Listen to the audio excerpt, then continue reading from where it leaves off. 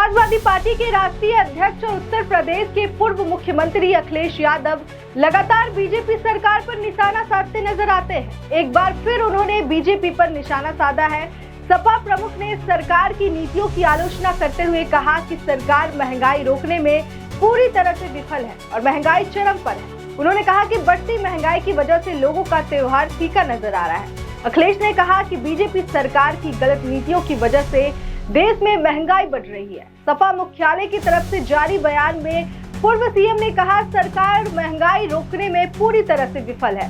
महंगाई आसमान छू रही है, हर चीज के दाम बढ़ रहे हैं, जिसका असर त्योहारों पर भी पड़ रहा है। होली का जिक्र करते हुए सपा प्रमुख ने कहा कि होली पर पारंपरिक व्यंजनों में इस्तेमाल होने वाली चीजों के दाम आसमान छू रहे हैं। मनरेगा मजदूरों को महीने से काम न मिलने से पैसा नहीं मिला है।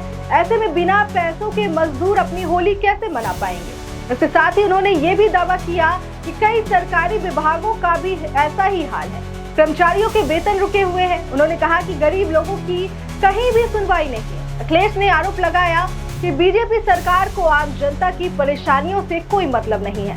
साथ ही उन्होंने ये भी कहा कि पार्टी त्योहार में भी नफरत की राजनीति कर रही है। उन्होंने कहा कि बीजेपी समाज में नफरत और अराजकता फैलाने का कोई मौका नहीं छोड़ रही। अखिलेश ने यह भी कहा कि महंगाई और बेरोजगारी से ध्यान हटाने के लिए बीजेपी हर रोज नए नए मुद्दों को उछालती है ताकि देश की जनता उसमें उलझी रहे। उन्होंने कहा कि उत्तर प्रदेश की जनता बीजेपी के षड्यंत्रकारी मंसूबों से अच्छी तरह से वाकिफ है और जनता 2027 में इन्हें सत्ता से हटाकर इनकी नफरत की राजनीति का खात्मा कर देगी।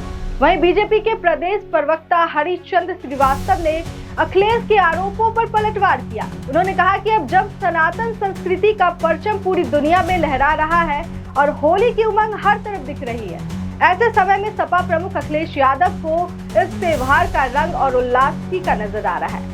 इस खबर पर आपकी क्या राय है, कमेंट में हमें जरूर बताएं। बाकी देश और दुनिया की तमाम खबरों के लिए देखते रहिए लोकहित क्रांति न्यूज। नमस्कार।